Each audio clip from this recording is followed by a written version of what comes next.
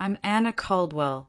At 37, I had spent 5 years perfecting the art of being invisible in the presence of my husband's family.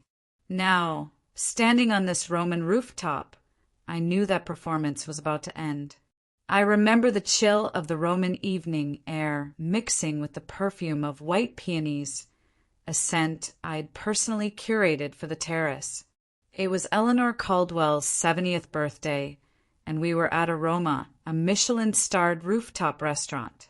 Below us, the illuminated Colosseum stood majestic and ancient, a perfect symbol of grandiosity and inevitable ruin. A symbol I should have paid closer attention to, given the circumstances. I was wearing a midnight blue Valentino gown, the one Ethan had complimented with a fleeting sincerity that now felt like sandpaper against my skin. 5 years of marriage to a Caldwell had taught me how to dress the part, how to host the perfect event, and most painfully, how to spot the subtle ways people decide you don't belong. We ascended in the private elevator, a party of 12, Eleanor, her husband Richard, Ethan, his siblings Melissa and Thomas, their spouses, and 2 sets of aging aunts and uncles. And me. We should have been 13. As the elevator doors hissed open, the group moved toward the beautifully set round table, designed to maximize the view. My heart hammered, not from excitement, but from a cold dread I'd been carrying for days. I had personally approved the final seating chart hours ago. 13 place settings. I followed Ethan, watching as the family members settled into their high-backed chairs with practiced ease, their movements as entitled and polished as the silverware. Ethan moved straight to the seat beside his mother, Eleanor, who was already basking in the applause and admiration of the assembled guests. I paused behind him, my smile, which had been plastered on since we left the hotel lobby, finally freezing. I approached the spot where my place card, which read Anna Caldwell, should have been. The area was empty. No chair, no linen, no crystal glass or perfectly folded napkin. There was just a slightly wider gap between Melissa's husband, Grant, and Eleanor's cousin, separating 2 conversations that flowed easily without my presence. I stood there, rooted to the imported Italian stone, feeling the blood drain from my face. It wasn't an accident. It was too precise, too deliberate. The tableau was complete, and I, the architect of the entire week, was the missing piece. The humiliation was a physical burn, searing from my core outward. I watched their faces. Most of them avoided my gaze, suddenly fascinated by the Roman skyline or the complimentary bread basket. They were complicit, cowardly witnesses to the public sacrifice. Then there was Eleanor. She lifted her chin, her heavy diamond necklace catching the light, and asked in a voice designed to carry just enough to attract attention without sounding accusatory, "Is something amiss, darling?" Ethan finally half-turned, executing his well-rehearsed performance of concern that didn't quite reach his eyes. "What's the matter, Anna? Did you forget something?" His voice was a flat inquiry, entirely devoid of genuine warmth. I fixed my gaze on him, but before I could utter the single, searing word of accusation I wanted to hurl at him, Melissa chirped in, feigning surprise. "Oh, look, there's only 12 settings." "Did someone miscount, Anna? You're the planner, after all." It was a perfectly set trap, timed flawlessly. Then came the line that broke the dam, the practiced, casual cruelty I had read about in the script. Ethan chuckled, actually chuckled a light, airy sound of dismissal, and said, "Oops, guess we miscounted, honey. You know how big the family is." That laugh, that simple, arrogant, practiced sound of privilege, it echoed the same disregard I had felt for the last 5 years, the casual dismissal of my career, the condescending pats on the hand, the assumption that I was merely an accessory to their wealth. In that instant, the pain evaporated, replaced by an icy, crystal-clear focus. I saw not my husband or my family, but 12 conspirators smugly awaiting my predictable meltdown, ready to tell the story of the unstable, self-made girl who couldn't handle the pressure of the Caldwell life. I wouldn't give them the satisfaction. I straightened my spine, pulled the elegant mask of my professional persona back into place, and delivered my reply, my voice steady, betraying none of the seismic shift happening inside me. "No," I said, the word cutting through the ambient chatter like broken glass. "It seems I'm not family." With that, I pivoted on the heel of my Valentino pump and walked out of the exclusive Roman restaurant, leaving behind the perfect dinner, the Colosseum view, and a table of 12 suddenly pale faces. They had planned my public exit. I was about to rewrite the ending. The walk across the marble floor of the rooftop terrace was the longest of my life, but I executed it with the kind of practiced elegance I used when managing a crisis at a $5 million Boston gala. Every fiber of my being wanted to run, to weep, to smash every piece of expensive Italian china. But I didn't. I moved with measured, deliberate steps, nodding politely to the maitre d', Marco, who looked visibly uncomfortable, as he had confirmed the seating with me just hours ago. He was a professional, and I knew he would stick to the script I would soon give him. I had to maintain the illusion of control until I was truly free. As I reached the elevator, I heard Ethan call out, "Anna, don't be dramatic. We can fix this." His voice was laced with annoyance, not concern, a tone that suggested I was merely inconveniencing his mother's grand celebration. It was another line from their anticipated script, and I gave it the only response it deserved: silence. The elevator doors closed, cutting off the vision of the Caldwells, momentarily flustered but quickly recovering, secure in their bubble of entitlement. They probably assumed I was having a typical emotional woman fit, that I would go cry in the suite, perhaps pack a bag and fly home, allowing their divorce narrative, the amicable mutual parting, to commence exactly as planned. They had 30 minutes, maybe 40, before they would truly settle in and realize I wasn't coming back, or before a staff member had to speak to them about the missing guest.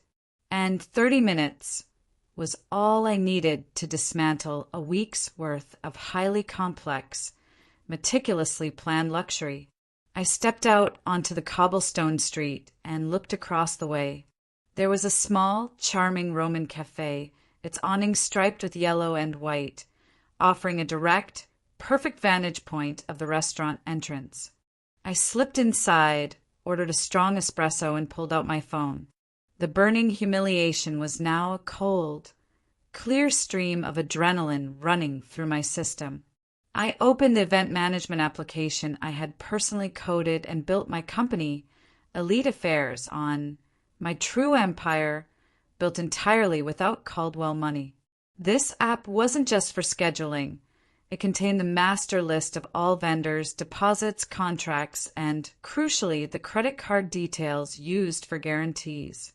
Ethan and Eleanor had been too arrogant, too convinced of my subordinate role, to ever bother checking whose name was on the legal documents. They'd assumed the family was paying when in reality it was me. My company's credit line was the ultimate guarantee on all major bookings. The Caldwells' financial situation, which I'd spent the last few days quietly investigating, was too precarious to risk their own accounts on international deposits. My first action was an email to Marco, the maitre d', the subject line simply reading, "Urgent contingency, cancellation of guarantee." The body was concise. Effective immediately, Elite Affairs was withdrawing its financial guarantee for all services tonight, citing a breach of contract regarding event parameters. I attached proof of my authorization as the account holder, clearly demonstrating that the Caldwells themselves were now directly responsible for the bill. I knew Marco would wait until the family was settled, then approach Richard, the supposed head of the household, to request a new method of payment. Next came the wave of cancellations. I moved with surgical speed through the app. The private car service for the next morning's transfer to Tuscany cancelled. Deposit refund initiated. The private tour of the Vatican Museum and the exclusive viewing time I'd secured cancelled. Deposit refund initiated. The chartered yacht for the Amalfi Coast excursion cancelled. Deposit refund initiated. The luxury villa in Tuscany for the final weekend cancelled. Deposit refund initiated. Every meticulously arranged detail of Eleanor's perfect birthday week, the culmination of weeks of my life and years of my marriage, was systematically and irrevocably dismantled, the funds flooding back into the secure business account of Anna Hayes. I ignored the first text messages from Ethan, which quickly turned from annoyed to confused. They would be toasting Eleanor now, smugly enjoying their caviar, entirely unaware that the foundation of their perfect week was crumbling beneath them. I took a slow sip of my bitter espresso, savoring the taste of impending freedom. They had tried to make me small, to reduce me to a discarded footnote in their grand, privileged story. But they had forgotten one essential truth. A good event planner doesn't just manage the party. She holds the power to shut down the entire show. My 30 minutes were almost up. It was time for the chaos to begin. To understand the sheer magnitude of what I was doing, you have to understand where I came from, and more importantly, how I got to that rooftop in Rome. I was Anna Hayes, not Anna Caldwell. 5 years ago, I was just the founder and sole proprietor of Elite Affairs, a boutique event planning company in Boston.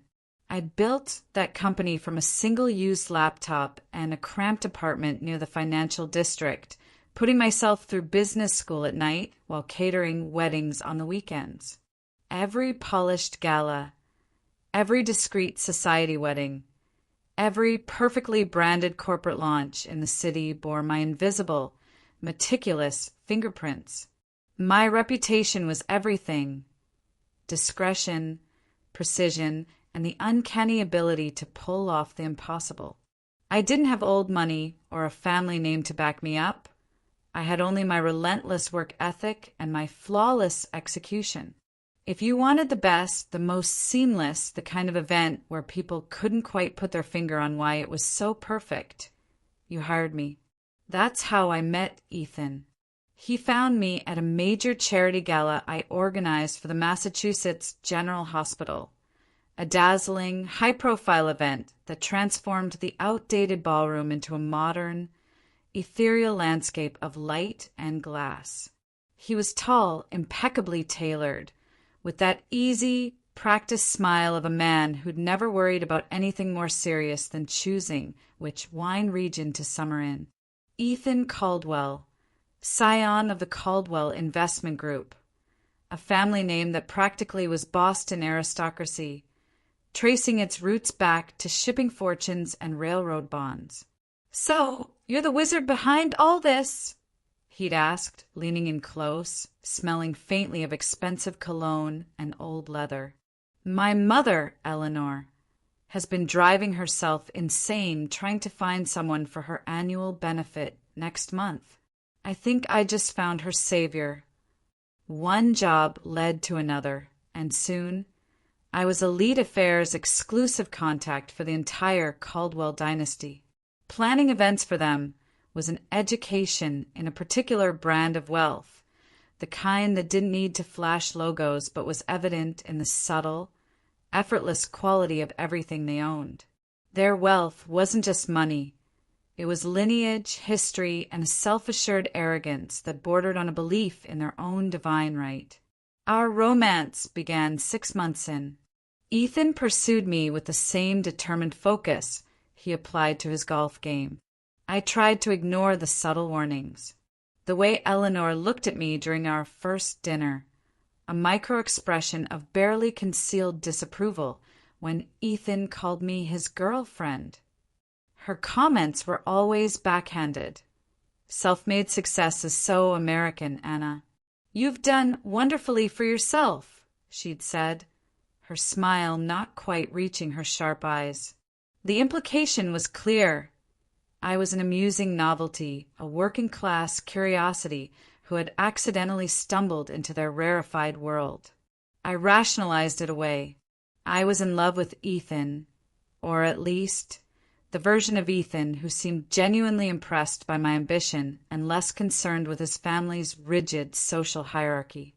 When he proposed 11 months later with an enormous cushion-cut diamond, I said yes, silencing that small, nagging voice that whispered I was stepping into a gilded cage. I even planned our wedding, a huge society affair that became the social event of the season, simply because I couldn't trust anyone else with my own day. But the moment the vows were exchanged, the dynamic shifted. The undermining became systematic. My opinions were solicited, then dismissed. My business was treated as a charming hobby. Anna has such a good eye for these things, Eleanor would tell her friends, condescendingly patting my hand. It's like having a personal party planner right here in the family. Ethan never stood up for me. His defense was always a weak, dismissive shrug. That's just Mom, Anna. Don't take it personally. But it was personal, and it was the constant chipping away at my identity that hurt the most. Now, standing on a foreign street, sipping an espresso and dismantling the final, most ambitious event I would ever plan for them, I knew one thing for certain. That self-made fire, the same drive that built elite affairs from nothing, was the only thing the Caldwells had never been able to touch. And it was about to burn their perfectly planned world to the ground. When I married Ethan, I didn't just gain a husband. I gained a zip code, Beacon Hill, Boston, and an entirely new set of rules. I moved from my practical, sun-filled apartment to the Caldwell brownstone, a place steeped in dark wood, heavy velvet, and a kind of quiet history that demanded reverence. It was beautiful, but it felt less like a home and more like a carefully curated museum.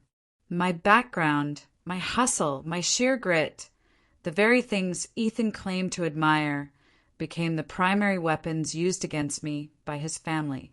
Eleanor was the undisputed queen of this world. Her power wasn't loud. It was delivered through subtle social engineering. She didn't forbid me from working. That would be gauche. Instead, she constantly positioned my work as secondary, a cute little side hustle compared to the serious business of being a Caldwell wife. If I mentioned a major client win, she'd pivot the conversation instantly to her latest charity board appointment. If I brought up a demanding event schedule, she'd sigh dramatically. "Oh, Anna dear, you shouldn't exhaust yourself. We have a vacation planned for the Hamptons next month. Focus on the important things." The subtle exclusion was constant. Family stories revolved around summers on Nantucket and ski trips to Aspen that predated me. Trips they always referenced with inside jokes that left me standing on the periphery, nodding awkwardly. If I tried to contribute a new tradition or an idea, it was met with polite resistance. "That's lovely, Anna, but we've always done it this way." My attempts to connect with Ethan's siblings, Melissa and Thomas, were similarly deflected. Melissa, a stay-at-home mother with a permanent air of condescension, saw me as an ambitious parvenu. Thomas, an investment banker like Ethan, simply saw me as a smart transaction, a convenient liaison for the family's social calendar. Ethan, the man I fell for, was perpetually absent from these skirmishes. He saw his role as the peacemaker, which translated to never challenging his mother. Whenever I brought up Eleanor's cutting remarks or the constant marginalization, he'd rub his temples and sigh. Look, Anna, that's just how they are. They're old school. They accepted you, didn't they? That's more than they've done for anyone outside their circle. Just let it go. He prioritized family peace, the Caldwell version of peace, which meant maintaining the rigid social order where Eleanor was on top and I was several rungs below. My professional life became my sanctuary. While they dismissed elite affairs as a hobby, I was quietly building it into a powerhouse. I diversified my portfolio, secured high-net-worth clients outside the Caldwell orbit, and ensured my contracts were ironclad. Every time I planned one of their events, I used it as a testing ground for my efficiency and a chance to deepen my professional network, leveraging the Caldwell name to get through doors they never knew I was walking through. They thought they were giving me work out of condescending pity. I was actually using their platform to solidify my independence. The Rome trip, Eleanor's 70th, was meant to be my final, crowning achievement, the event that would finally force them to respect me. A week-long celebration, culminating in the dinner overlooking the Colosseum. I threw myself into it, securing the best vendors, the most exclusive venues. It was during this obsessive planning that I started noticing the initial cracks in their perfect facade. Deposits were delayed. Vendors in Rome, who operated on swift trust, called me asking for confirmation of payments that should have arrived days earlier. When I pressed Ethan, he brushed it off with a wave of his hand. The family accountant is just being cautious with international wire transfers, Anna. Nothing to worry about.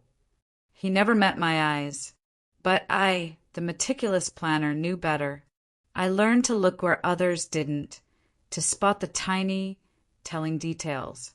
And the subtle signs of a crumbling empire were everywhere. I just didn't realize how quickly I would need to turn my professional skill into a personal weapon. The moment I saw the first warning sign, the professional in me took over.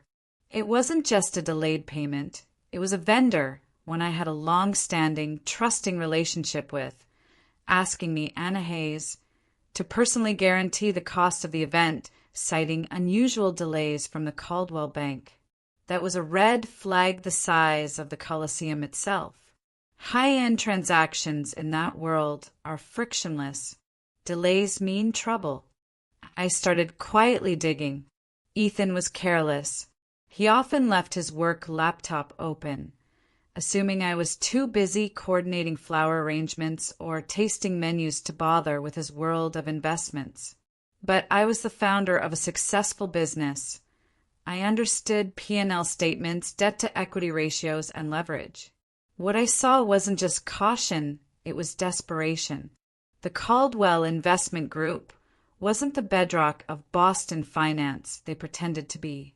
It was a house of cards inflated by aggressive, high-risk investments that had gone spectacularly sour in the last year. I saw statements detailing investments gone bad, lines of credit maxed out, and properties, which Eleanor spoke of with such proprietary reverence, mortgaged to the hilt. The Caldwell fortune wasn't dwindling, it was hemorrhaging. This revelation gave a sinister, new context to the way I was being treated. They hadn't wanted me just for my event planning skills. They needed my credit. They needed elite affairs, flawless reputation, and reliable credit line to secure the highly visible, high-cost events, like Eleanor's 70th birthday, that maintained the illusion of their stability. They were using my self-made success as a shield against their own failure. I confronted Ethan about the delays, trying to sound concerned rather than accusatory. Ethan, some of the deposits are still pending. I had to put down my company's credit line to secure the villa in Tuscany.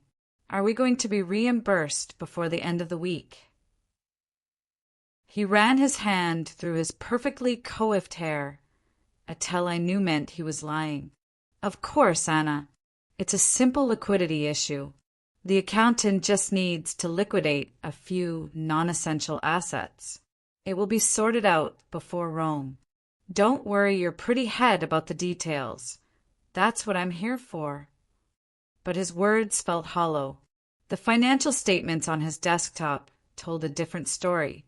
Massive withdrawals moved to opaque offshore accounts.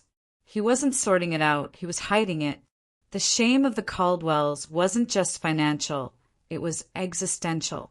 They valued appearances above everything else, and the thought of their peers finding out they were broke was terrifying to them.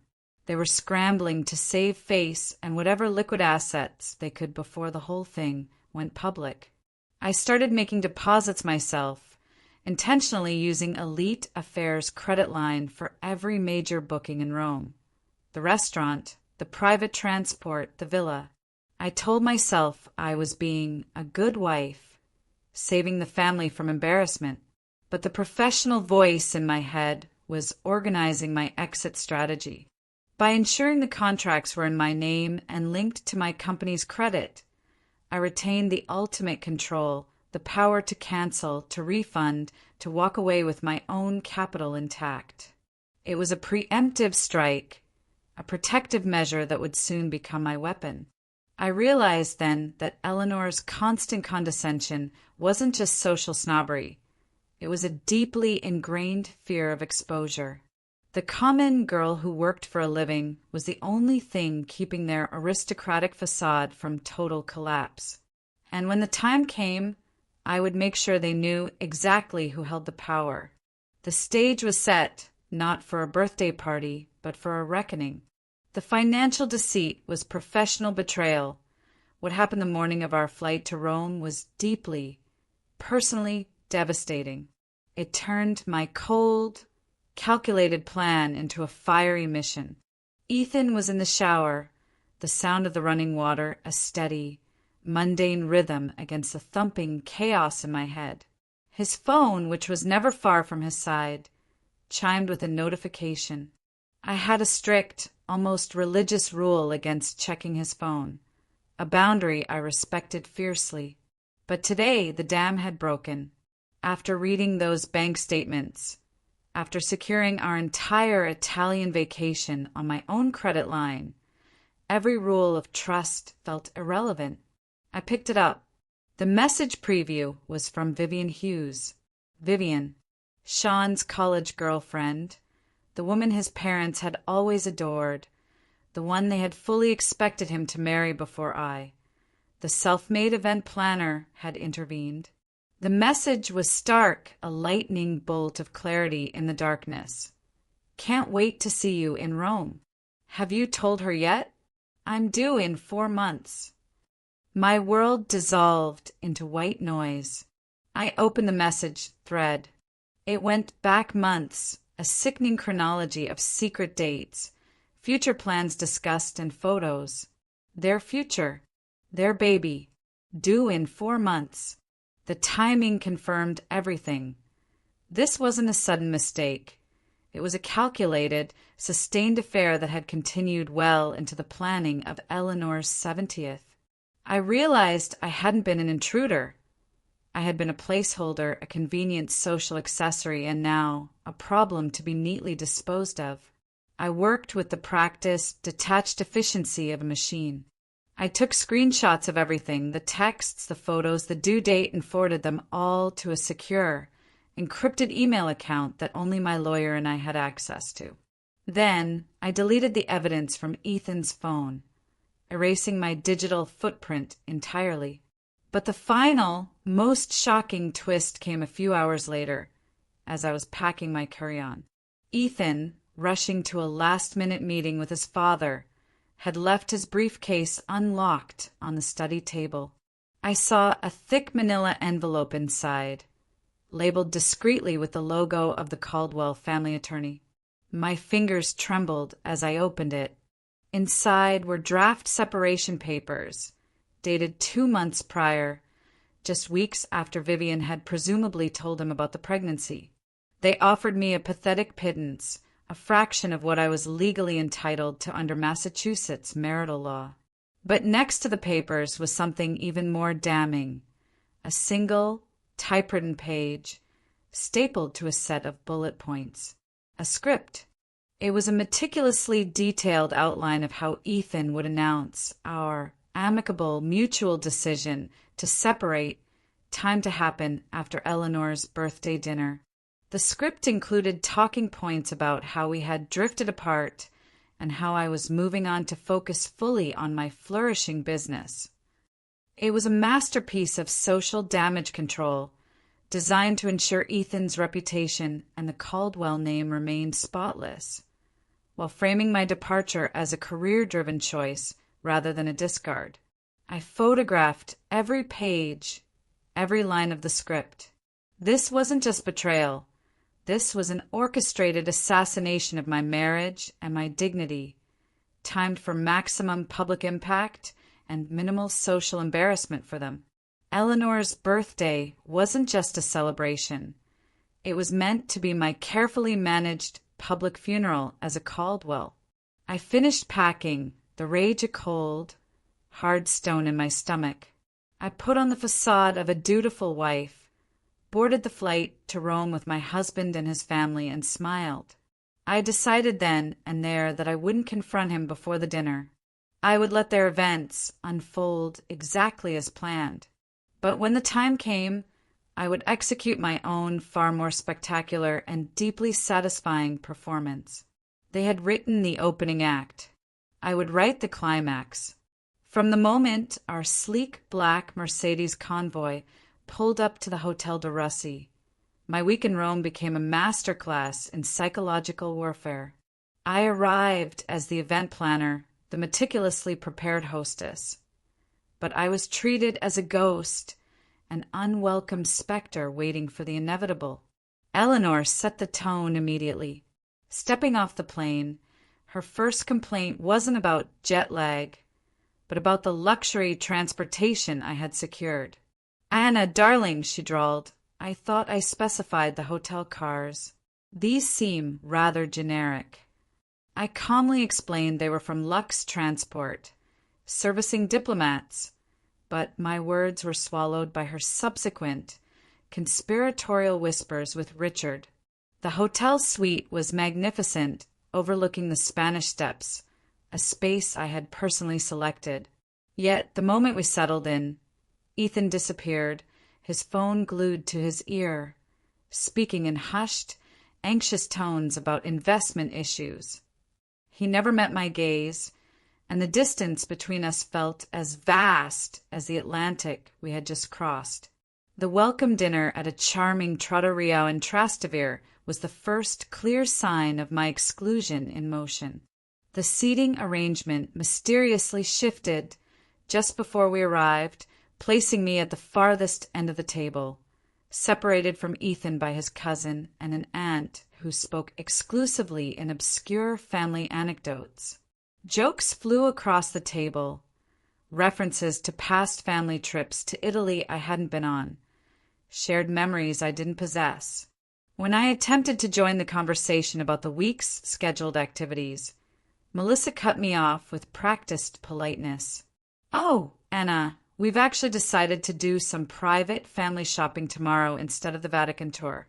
You'd be bored, dear. Why don't you use the time to check on the birthday arrangements? That's your expertise, after all." The pattern was relentless.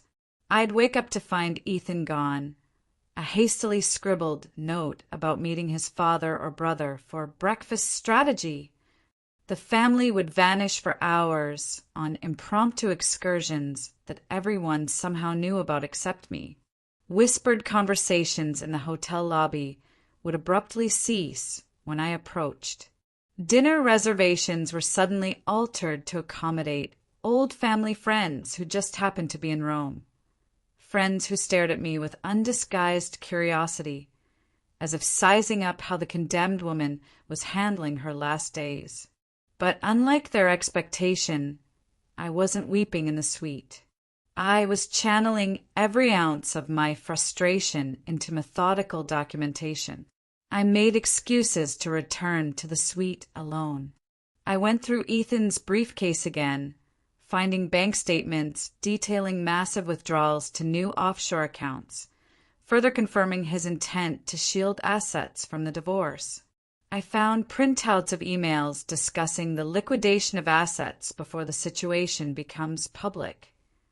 I even found a handwritten note from Eleanor to Ethan. Once this unpleasantness with Anna is behind us, Vivian will be welcomed back properly. My professional mask remained firmly in place. I continued overseeing the birthday preparations, confirming floral arrangements, meeting with the restaurant manager, approving the custom menu cards. When anyone asked why I seemed distracted, I blamed last-minute event complexities. In reality, I was building my arsenal piece by piece. The Caldwells thought I was ensuring their party was perfect. I was actually ensuring their downfall was complete, elegant, and entirely unavoidable. I had transitioned from a heartbroken wife into the coldest, most effective event planner they had ever hired, coordinating not a celebration, but a controlled demolition. The morning of Eleanor's birthday dawned bright and deceptively serene. My pulse, however, was anything but calm. I woke before Ethan, the plan for the evening now a concrete blueprint in my mind. I needed to confirm one final, crucial piece of information: the true nature of the missing seat. Was it merely a cruel slight, or the calculated centerpiece of their humiliation strategy? I slipped out of bed, dressed in my business attire, not the Valentino gown yet, and made my way to the hotel's business center, ostensibly to print final seating confirmations. The center was quiet, save for the low murmur of voices from the adjacent concierge desk, separated only by a thin decorative wall. And then I heard it, Eleanor's imperious, unmistakable voice, carrying clearly through the partition as she spoke on the phone. "Yes, the seating chart I sent yesterday is final," she instructed someone, presumably the restaurant staff. "There will be 12 seats, not 13. I don't care what the original reservation says." A knot of cold certainty tightened in my chest. I froze, my hand hovering over the printer. "Pardon?" "No, that won't be a problem," Eleanor continued, her voice dropping slightly but still audible. "The arrangement has been discussed with my son. His wife will not be staying for the dinner. A family matter, you understand. No need for questions when she leaves." My blood turned to ice. It wasn't an oversight. It wasn't a last-minute adjustment due to an unexpected guest. It was the pinnacle of the plan, a public, orchestrated dismissal. They weren't just excluding me. They were engineering a scene where my public humiliation would force me to leave, allowing them to spin the narrative that I was the unstable one who couldn't handle the pressure, cementing the amicable divorce script they had prepared. The missing seat was the centerpiece, the physical manifestation of their intent to erase me. The shock was total, followed by a surge of pure, focused anger. They weren't just ending my marriage. They were trying to ruin my reputation, the only thing I truly owned. I closed my laptop, the planned final confirmations suddenly irrelevant. I gathered my papers with measured steps and walked to the elevator. In the solitude of the ascent, I pulled out my phone and accessed my event management app. My hands were perfectly steady. They wanted a memorable birthday dinner. I would ensure it was unforgettable. They wanted a planned exit. They would get one, but it would be on my terms, and the wreckage would be theirs, not mine. I spent the next hour alone in our suite, running through the final checks. I called Marco at the restaurant, using the prearranged emergency code we had established years ago for high-stakes, last-minute VIP issues. "Marco," I said, my voice low and professional. I need to activate the contingency 728. You know the protocol. Contingency 728 was a joke between us, developed during a complex corporate event where a rival executive tried to seize control of the budget. It meant the entire event is now under my direct, unquestionable command, and all guarantees are revocable upon my single word. Marco hesitated for a moment, the unusual nature of the request briefly overriding his professional cool. Mrs. Caldwell, are you absolutely certain? This is highly irregular. I am absolutely certain, Marco, I confirmed, my tone leaving no room for negotiation. You will receive the written instruction at 8:30 p.m., precisely when the main course is served. You simply follow the instructions I gave you earlier this morning for the payment reversal drill. I trust your discretion. He understood. In the event world, money and loyalty talked. I had always been good for both. They had planned for an audience of 12. I was preparing the final, most shocking act for a global audience of high society who valued reputation above all else. I had 30 minutes before the Caldwells arrived at the restaurant. Their reckoning had officially begun. I was seated at the yellow and white striped cafe across the street, nursing my espresso, watching the procession of limousines arrive at the Aroma restaurant entrance. It was 7:45 p.m. I gave them 15 minutes to be seated, order drinks, and settle into their smug self-satisfaction. My phone was my command center. I had already executed the major cancellations, but the finer points needed attention. I started receiving the initial, confused texts from Ethan, who was clearly reading the fine print of the reservations in the elevator or at the table. Ethan, where are you? What's going on with the car for tomorrow? Ethan, Anna, the hotel just called. They said the reservation for the villa in Tuscany is canceled. Stop being childish and call me immediately. Ethan, fix this now. You are embarrassing yourself and my mother. I ignored them all. They still thought this was about a petty fight and negotiation tactic. They still saw me as a volatile woman who could be calmed with apologies and a new piece of jewelry.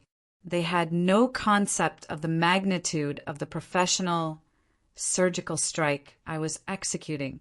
The true power lay in the control over the money and the contracts. High-end events, especially international ones, run on the planner's word and the initial deposit. I had ensured that my company's credit, clean and backed by real assets, was the collateral for nearly all major services. The Caldwells' money, the money they had been so secretive about, was barely involved.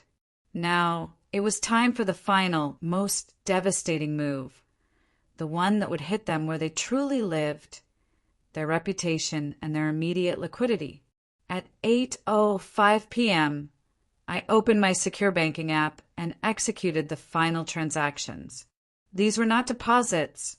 They were payments I had authorized but tied to specific, revocable contracts. I reversed the payment for the private jet standby for the return trip. I recalled the payment for the exclusive jewelry viewing Eleanor had planned for the next day. I ensured all funds flowed back into the Elite Affairs account, leaving the Caldwells entirely reliant on whatever meager amount they had brought in cash or on their rapidly depleting personal credit lines. I sent the pre-prepared, encrypted email to Marco, the maitre d'. The subject line was the code word. The attachment was a formal letterhead from Elite Affairs, withdrawing all financial guarantees for the current evening's event, effective immediately, citing the unworkable operational environment. It was clean, legally sound, and utterly ruthless. I watched the restaurant entrance, my eyes fixed on the panoramic windows that offered a glimpse of the terrace. At 8:15 p.m., my phone vibrated with a text from Ethan that was a new level of desperation. Ethan, the restaurant manager, just spoke to Father. They are demanding a new credit card immediately. What the hell is this, Anna? You are ruining everything. I checked the time. Perfect timing. The first course, the expensive imported caviar Eleanor insisted upon, would have just been served. I gave him my reply, calm and sharp. All deposits have been returned to my company account. All arrangements for the week are cancelled. Your family's financial issues are about to become very public. Enjoy your caviar. My final move. I stood up, smoothed the blue Valentino, and walked back across the street. I didn't enter through the front. I used the service entrance, a route I had identified during my pre-event inspection, knowing a crisis was always best managed from backstage. Marco met me immediately, his face a mask of professional panic. "Senora Caldwell," he whispered. "I have presented the letter. Mr. Caldwell is volatile." "Marco," I said, handing him a sealed envelope that contained a generous, untraceable cash tip for his discretion and a final, legally binding confirmation of the payment reversal. "You are a professional. You are simply following the instructions of the event coordinator. The Caldwells need to provide a new, working method of payment to continue their dinner. If they cannot, the catering and service must be suspended until they can." I wasn't done watching. I slipped into a small service alcove near the kitchen, a discreet location with a perfect, unseen view of the large Caldwell table. They were toasting Eleanor, champagne flutes raised high, faces glowing with the last vestiges of their self-satisfaction. The demolition was complete. Now I would witness the spectacular collapse. The scene unfolded exactly as I had choreographed it, a ballet of entitlement crashing headfirst into reality. From my hidden vantage point, I saw Marco approach the table, flanked by 2 other staff members. He leaned down and spoke quietly, deferentially, to Richard Caldwell, the patriarch. At first, Richard barely paid attention, continuing his conversation. But Marco remained, presenting the letter and then a tablet, presumably showing the legal documents I had sent. The change in Richard's face was instantaneous and profound, morphing from polite dismissal to absolute alarm. He pulled out his wallet, speaking animatedly to Marco, then pulling out a card, shoving it across the table. Marco shook his head apologetically, pointing back to the tablet. The card, I knew, must have been declined or flagged due to the pre-existing debt. By now, the entire table had noticed the disruption. Eleanor set down her fork, her regal posture fracturing. Sean was frantically checking his phone, likely reading my final text. Unlike the others, he understood the full scope of the disaster. He knew his family couldn't afford a public scandal, let alone the embarrassment of being unable to pay for a $15,000 dinner. The humiliation, which they had planned for me, was now ricocheting across the table and out into the public dining space. Richard stood up, his face flushed an alarming shade of crimson. Eleanor's hand flew to her massive diamond necklace, clutching it as if it could somehow stop the free fall. Melissa was whispering urgently to her husband, Grant. Thomas was on his own phone, probably trying to call the family accountant who was likely already on a beach in the Cayman Islands. Then the inevitable happened. My phone rang. Ethan. Calling now, not texting. He was panicked, his voice a tight, frantic hiss. "Anna, what the hell do you think you're doing? You need to fix this right now. Do you have any idea how humiliating this is for my mother?" I took a deep breath, the air in the cramped alcove suddenly feeling charged. "I have exactly the idea, Ethan," I replied, my voice steady, professional, and utterly devoid of emotion. That was the entire point. Seems I'm not family, so I'm not responsible for family celebrations. This is not a negotiation tactic, he pleaded, desperation creeping in. My father is having a minor episode. Stop this childish game and come back. Childish game. I cut him off, the word like a scalpel. You planned to publicly discard me at your mother's birthday, Ethan. You drafted a script for my exit. You sat there and chuckled when the chair was missing. This isn't a game. This is a consequence. In the restaurant, I could see Marco speaking to the entire table now, his gestures apologetic but firm.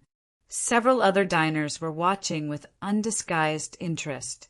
The Caldwell's humiliation was officially a public spectacle, the exact scenario they had tried so hard to prevent. We need to talk, Anna. I can explain about Vivian, about everything, he begged, his aristocratic confidence completely gone. I'm sure you can, I replied. But the problem is, I've seen the financial statements, Ethan.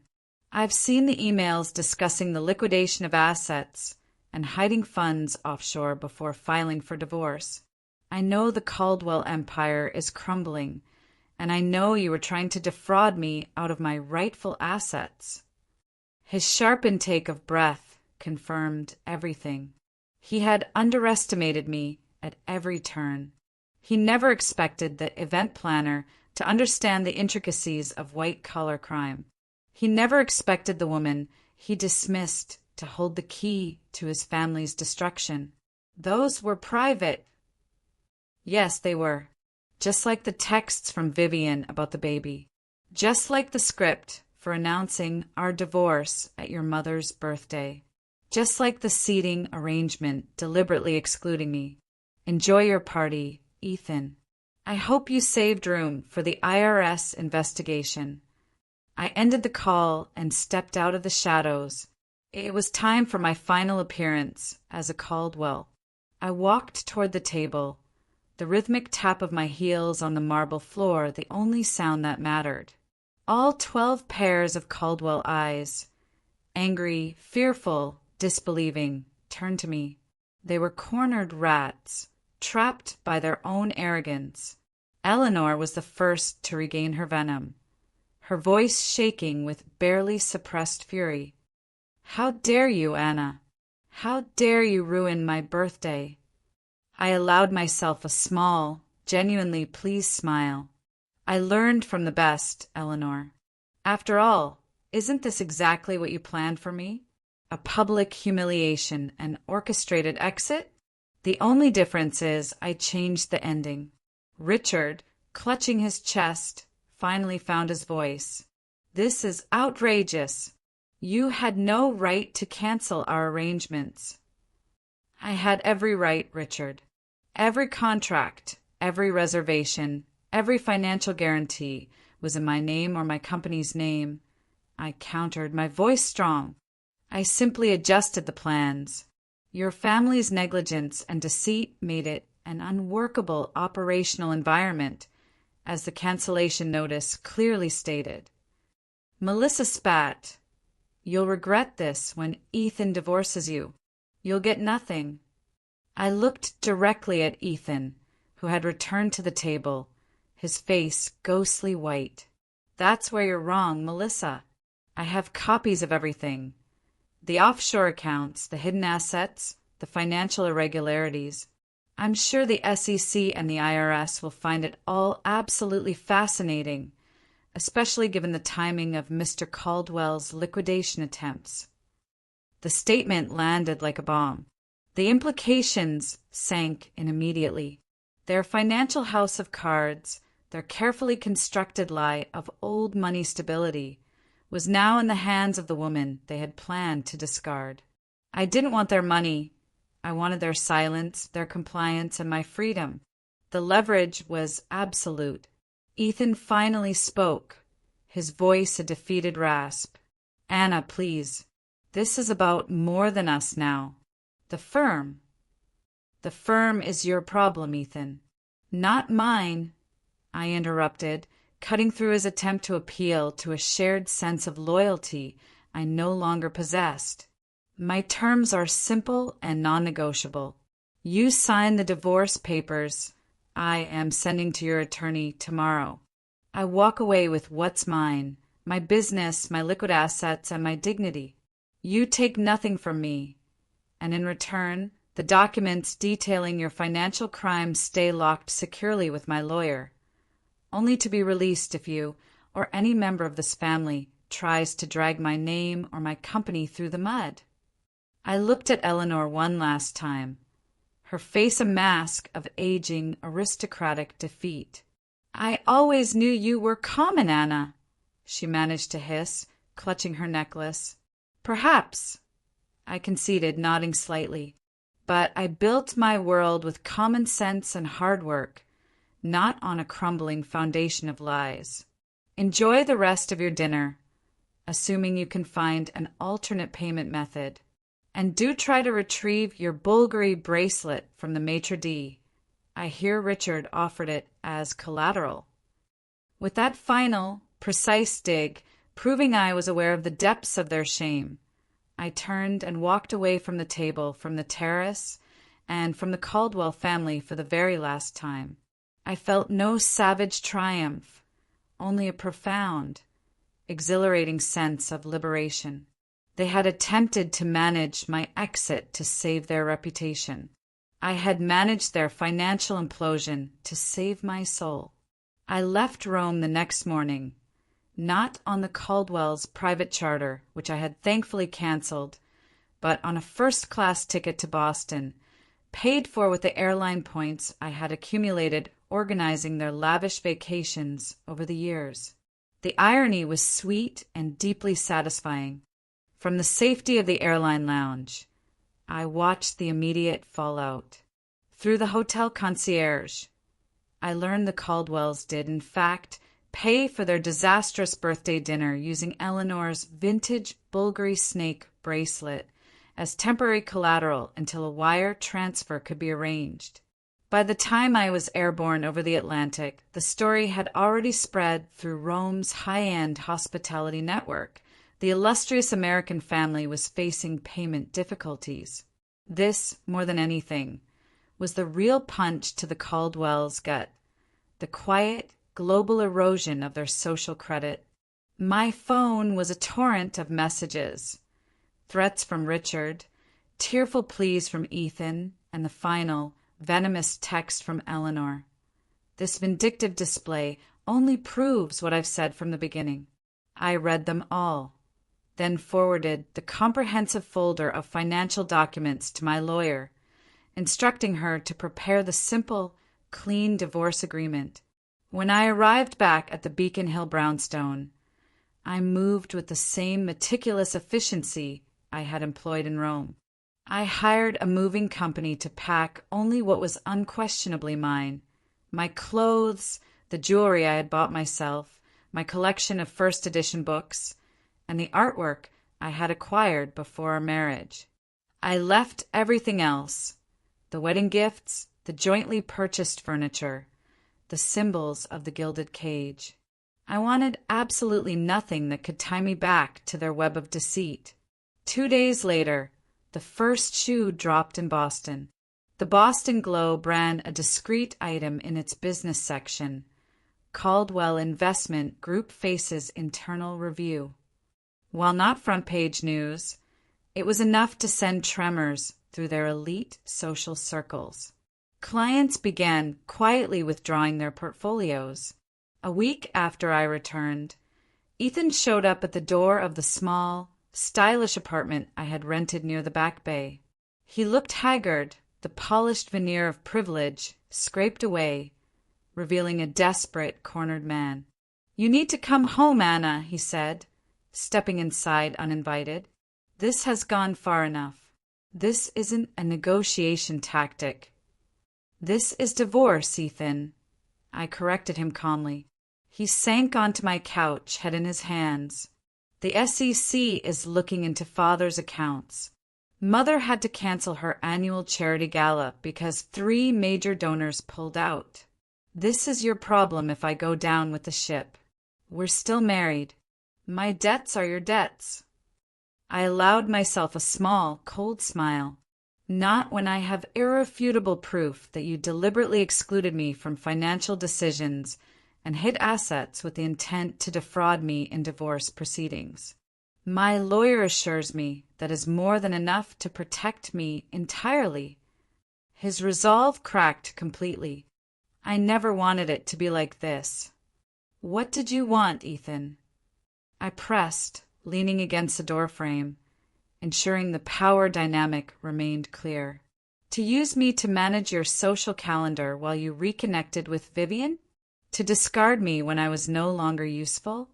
To marry me for my company's credit line? A heavy silence fell between us. When is the baby due? I asked, the question hitting him like a physical blow. 4 months, according to the texts I saw. Congratulations. He finally understood. I knew everything. I'll give you whatever you want, he said, the words barely audible. Just sign the NDA and hand over those documents. Name your price. That was the moment I realized they still didn't understand me. They still saw me as someone who could be bought. I don't want your money, Ethan. I want my freedom. I want the truth acknowledged. I stood up, indicating the conversation was over. The documents stay with my lawyer as insurance. The divorce terms are simple. I walk away with what's mine and you with what's yours. The rest is between you and your conscience. I hope you're a better husband to Vivian than you were to me. He left without another word. I stood by the window, watching the rain intensify, no longer a heartbroken wife, but a woman who had fully reclaimed her dignity. The divorce was finalized 6 months later, quietly and without drama. The Caldwells, preoccupied with salvaging their crumbling reputation and fending off investor lawsuits, agreed to my terms without a single argument. My clean exit was a small price to pay for the insurance policy I held. Ethan and Vivian married quietly shortly after, their daughter born 2 weeks later. I sent no gift, no note. The chapter was closed. The scandal, which had threatened to consume me, instead became the unlikely foundation for my professional resurgence. Clients who had once treated me with patronizing condescension now saw me as a woman of profound discretion, iron integrity, and ruthless professional capability. The story that circulated wasn't about a woman scorned, but about a professional who refused to be used and discarded. Elite Affairs didn't just survive, it thrived. A year to the day after the disastrous birthday dinner in Rome, I found myself back in Italy. This time, I was planning a major celebrity wedding on the Amalfi Coast, an event that would solidify Elite Affairs' reputation on an international stage. I stood on a sun-drenched terrace overlooking the Mediterranean, the air heavy with the scent of lemons and salt. I was on the phone with a difficult lighting designer, commanding the scene, negotiating the budget, entirely in control. The confidence I felt wasn't inherited or bought, it was earned. It came from the knowledge that I had faced down a powerful family, protected my livelihood, and walked away entirely clean. As the sun began to dip below the horizon, painting the sky in fiery shades of orange and violet, I ended the call and paused. I was finally truly happy, not despite the collapse of my marriage, but because of it. The Caldwells had tried to make me feel small, to reduce me to an accessory in their grand, false narrative. Instead, they had inadvertently handed me the tools to reclaim my story. I took a glass of local Prosecco from a passing server, the cold effervescence a welcome contrast to the warmth of the evening. I walked to the terrace edge, looking out at the endless blue. In that moment, I understood the true humanistic meaning of my story, particularly for the older audience who might have felt dismissed or undervalued in their own lives. It wasn't about the revenge. It was about the refusal to be minimized. It was a testament to the fact that self-made worth always trumps inherited entitlement. The power you build for yourself through skill and integrity can never be taken away. I raised my glass high in a silent salute to the missing chair in Rome. It had been their attempt at public humiliation, but in the end it was the single most valuable lesson I had ever been taught. The empty seat had shown me exactly where I belonged, anywhere I chose to build my own table. To freedom, I whispered to the setting sun, and to the courage to reject a life built on appearances.